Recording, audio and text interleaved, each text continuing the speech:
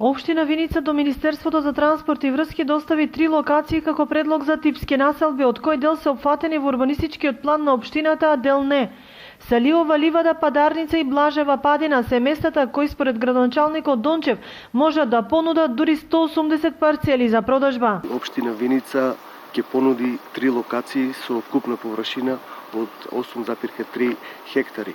Новие површини потенцијално би можеле да се обележат околу од 150 до 180 парцели. Значи, овие 3 парцели се првата на место викано Салиова ливада со опфат од 3,7 хектари, тоа е во низинскиот дел на општината, и имаме 2 локации кои се во ридскиот дел на градот Виница. Едната парцела се наоѓа веќе во Гупот и веќе урбанизирана и со површина од 2,2 хектари, а последната е на границата помеѓу генералните урбанистички плани надвор, значи е поделено и е со вкупна површина од 2,4 хектари.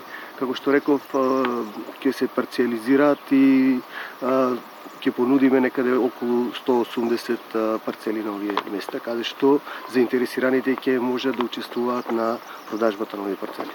Локациите понатаму треба да ги одобри Министерството за транспорт и врски, затоа што државата ќе ја финансира урбанизацијата на понудените места, како изградбата на пат, водовод и канализација, а општината е должна да ги понуди на продажба по цена од евро за метар квадратен. Според проекцијата на надлежните институции, сите процедури треба да се комплетираат во втората половина од годинава, а со тоа да почне изградбата во типските населби. Дополнително, државата за граѓаните обезбеди бесплатни проекти за куќи што представува дополнителна заштеда, а понудени се типски куќи со различна квадратура. Во Виница интересот за проектот Купи куќа за млади е изненадувачки. Во канцеларијата на управата за имотно-правни работи досега информација побарале 100 млади лица. Понудени се 2 опции: субвенционирана рата и субвенционирано учество. Преку првиот модел, за кој постои многу поголем интерес во градот, финансиската подршка од државата изнесува 11 години. 8 години се покриваат 80% од трошоците, во следните 3 половина од трошоците, односно главница и камата, за кредит до 50.000 евра.